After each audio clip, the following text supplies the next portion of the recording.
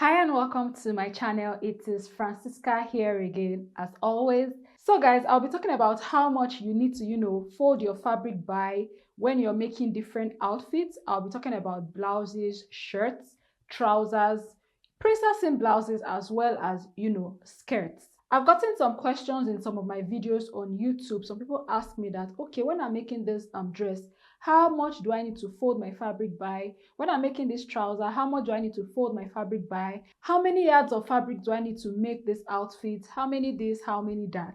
So I'm going to be, breaking it down a bit for you guys so that manage your fabric really well, because that is the ultimate goal. You actually need to know how to manage your fabric to make whatever outfit you want to make, or get exactly the amount of fabric that you need to make that outfit from the market or from any fabric store that is around you. One thing you need to take into consideration with this type of method is you need to take into account the widest part of your body. So for some of us, it may be our bust, our waist, our hip, but whichever it is, when folding your fabric, you need to fold your fabric by the widest part of your body.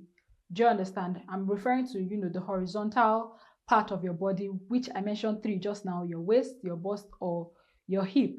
Do you understand? So if you're making a normal blouse that is going to have a zipper with the normal simple darts, what you need to do is to fold your fabric by the widest part of your body divided by 4. Do you understand? For example, if I'm making a blouse and I want it to get to my hip is wider than my bust. So I'll be taking my hip circumference into consideration. Let's say my hip is 40. 40 divided by 4 is 10 inches, right? So for the front, we'll be adding 2 inches to that 10 inches, making that what? 12 inches. So I'll be folding my fabric by 12 inches. Now, for the back part, what I need to do is add an extra 1 inch for my zipper allowance. So instead of, doing the same thing, except maybe you're making a zipless dress, you can go with that 12 inches. But if not, what you need to do is add your zipper allowance to that. So instead of, folding my fabric by 12 inches like I did for the front, I'll be folding it by 13 inches. 10 inches is, the hip circumference divided by 4. I'm using 40 as an example, which will give us 10 inches. Add 1 inch of that, add 1 inch for seam allowance, and then add 1 inch for the zipper allowance. So does that make sense? And all this will be done on fold. Do you understand? But if you're going to be lining your blouse, what you need to do is to add your lining allowance. Do you understand? It's going to be added to the seam allowance or whatever allowance you want to add it to. But if I'm making a blouse that is to be lined, I'm going to be adding an extra ½ inch to that. So what I calculated earlier was if we're not lining it, and for the front, it gave us, 12 inches. So what I'm going to be doing if I'm lining it is add ½ inch. So that will make it 12.5 inches. For the back, if I'm going to be lining it, I'll be adding an extra 1 inch to that. What we calculated earlier was 13 inches. So I'll be cutting the back 14 inches. This 1 inch that I added, ½ inch will go to the side seam, ½ inch will go to the zipper allowance, because lining it will, take its own allowance for that. I hope that explains it for blouse with simple darts. So if you're going to be making a princess seam blouse, this is a whole different ball game. You're not going to be using the exact allowance that I have just explained, previously, because princess seams take more allowance than your normal bodice. For princess seams, you need to take into consideration the dart area, especially if you are going to be cutting it out on your fabric directly. Do you understand? So let's say I'm making a half-cut princess seam blouse. So the widest part of my body is my bust. For example, my bust is 36. 36 divided by 4, that is 9 inches. So for the front part, I'm going to be adding a 1 inch, not for darts. I'll be adding 1 inch for joining the dart pieces together by the time I cut it out. I'll be adding 1.5 inch for side seam allowance.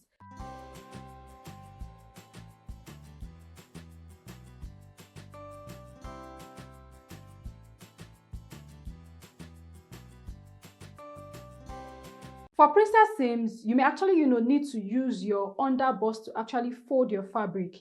What I mean by this is you take a lot of dart at your under bust. So by the time you do all this calculation, you may end up, having the under bust part wider than the bust. But at the end of the day, we are going to cut the darts, taking at the under bust out, and then your blouse is going to, get into shape. So let's go on to calculate for the under bust, because it may end up, being wider by the time you add dart allowance, seam allowance, and then whatever allowance you want to add. It may end up being, wider than the bust part of your body. My under bust is 30 inches. 30 inches divided by 4, that is 7.5. Now, you will realize that for princess seams, the dart area is cut, out and then joined back together. So you will need to add that joining allowance, and is 1 inch. So I'm adding that 1 inch to 7.5, that is 8.5. Do you understand? I take my dart, a lot of that at the under bust. So I'll be adding 2 inches for my dart allowance to that 8.5 inches. So that is what? 10.5 inches.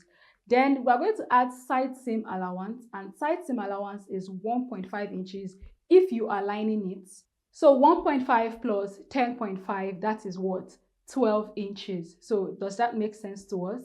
So we're using a total of 12 inches on fold when cutting the front part of the princess seam bodice. So can you see that I had 11.5 for my bust part, and then I had 12 inches for my under bust. So if I'm going to be folding my fabric, I'll be folding my fabric by 12 inches for my under bust, so I can take into account the dart allowance, the joining allowance at the dart, and the side seam allowance.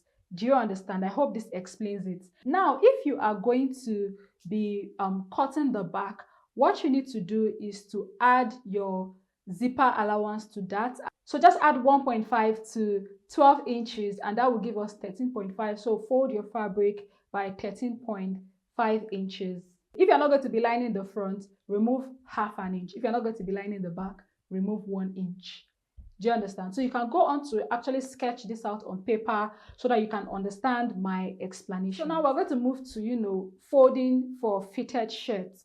The widest part of your body may be your bust or your hip, whichever it is. Take that circumference, divide it by 4. Now, when making shirts, it's always good to start with the back. Do you understand? Because you're not going to be cutting the back into 2. There is no zip at the back. You only have, buttons in front. So what you're going to do is fold your fabric by the circumference that you have divided by 4. Make sure to, add your dart allowance to that. Let's say it is my hip. I want to fold my fabric by, I want the shirt to get all the way to my hip. My hip circumference is 40. 40 divided by 4, that is 10 inches, right? So I'm going to now add my seam allowance. That's my side seam allowance of 1 inch to that. So that would, make that 11 inches. Is that correct? So that 11 inches is what I'm going to, fold my fabric by, and I'll be using that to cut the back. Do you understand? Now you can use that back to cut out the front, part of the bodice. Do you understand? But you need to take into consideration your button flap allowance, that part that you fold where you're going to attach buttons and buttonholes. If your waist is wider than your hip, you need to, add your dart allowance to that. It's very, very important. Add your dart allowance, then add your side seam allowance. Do you understand? And when you add your side seam allowance, you need to add your button flap allowance. That is if you are going to cut it together, and button flap allowance is always around 3 inches. If you are going to be cutting your button flap separately, add half an inch to that. Do you understand? Somebody has the waist wider than other parts, the bust and the hip, right? The waist is where I usually take that. So let's say the person's waist is 44. 44 divided by 4, that is 11 inches, right?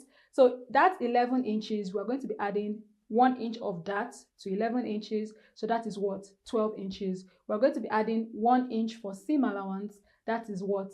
13 inches. And then you want your button flap to be cut together, right? So add 3 inches to that 13 inches. That is what? 16 inches. So guys, we're now going to move to cutting of skirts. So when cutting skirts is actually pretty easy if you've understood my explanation from the beginning. Widest part of your body divided by 4. Make sure you add your dart allowance. Make sure you add your seam allowance to that. Do you understand? And then you go on to cut the front part of the skirt. Now, when cutting the back, you need to take into account your zipper allowance. So your widest part of your body, or widest part of for your skirt part, now it may be your waist, it may be your hip, but whichever it is, the widest part divided by 4, add your dart allowance, add your seam allowance, and then add your zipper allowance.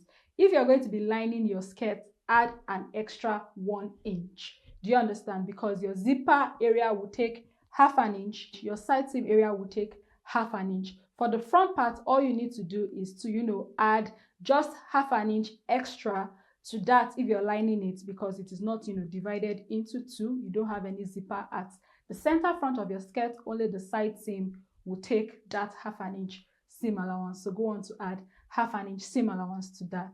Now we are going to move to trousers. When making trousers, the allowance that you add is different. So the widest part of your body divided by 4, most of the time is usually your hip. It can be your waist, but whatever circumference that you are using, make sure to add 5 inches to that, because you're going to be doing like a crotch extension, and that takes a lot of allowances. So make sure you add extra 5 inches. We're talking about the front parts now.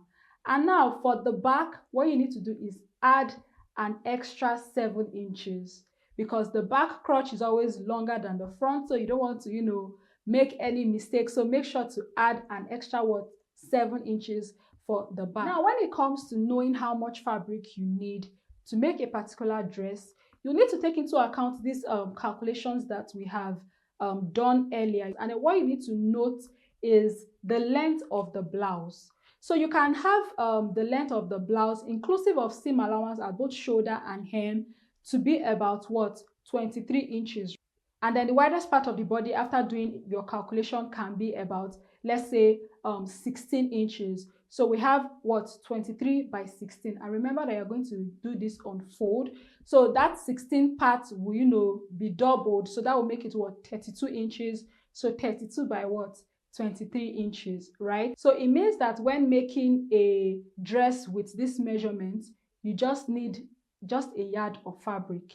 Do you understand? What you need to take note of when you want to know how much fabric to use to make a particular outfit is to do that horizontal measurement, the calculation that we have just done for different types of outfits. And then what you're going to do is to know the length of that outfit. So that will help you, determine how much fabric you're going to need for whatever outfit you're making. One thing I forgot to mention was for sleeves, to know how much to fold your fabric by. So the widest part of your arm or your hand is what you're going to need to fold your fabric by, and then you're going to be adding 1 inch for seam allowance or half an inch for seam allowance on fold. Let's say the widest part of my arm is my bicep area, and I have, let's say, about 16 inches. This is an example. So 16 divided by 2, that is going to be 8, right? And then we're going to add half an inch to that for seam allowance.